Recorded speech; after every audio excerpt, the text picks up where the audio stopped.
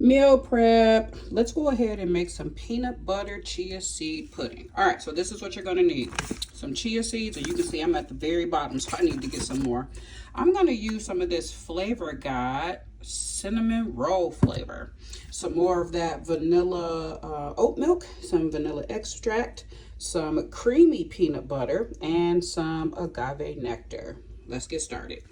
In this bowl, I'm going to whisk 1 cup of that vanilla oat milk.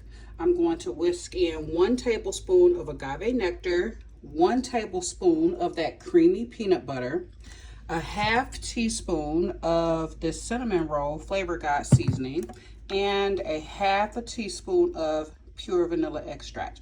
I'm going to whisk all of this together first before I add in 3 tablespoons of chia seeds. Okay, so here's what that mixture looks like after you get done whisking it. And you can also put it in a small blender, and that'll really help to make sure that that peanut butter is broken down really good. So again, in here I have 1 cup of milk, 1 tablespoon of peanut butter, or you can use almond butter or whatever nut butter you like, 1 tablespoon of agave nectar, a half teaspoon of that Flavor Guide cinnamon roll seasoning, and 1/2 teaspoon of vanilla extract. So to this, I'm going to add in 3 tablespoons of chia seeds.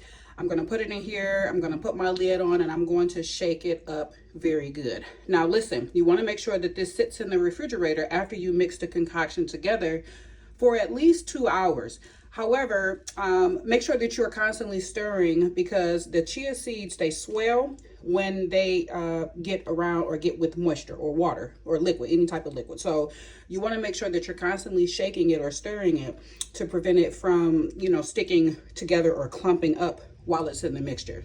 Now, what's really cool and why this is a really good meal prep meal is because it keeps it in the refrigerator for at least up to 5 days.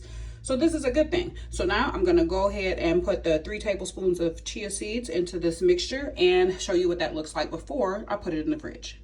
All right, I just dumped the chia seeds in, and I'm going to whisk it a little bit, getting it all off of the sides. Oh my God, y'all, this smells so good. I have an unhealthy relationship with peanut butter, so anything peanut butter I absolutely love.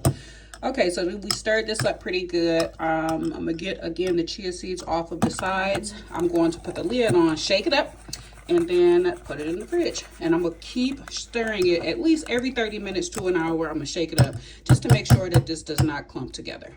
Stick around to see how I finish it tomorrow. So here's what that peanut butter lovers chia seed pudding looks like. And oh my God, it smells amazing. So let me show you how I'm gonna put it together.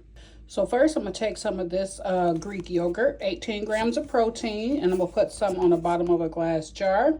So I'm going to put roughly about 3/4 cup, or maybe a little less, at the bottom of this jar or bowl right here.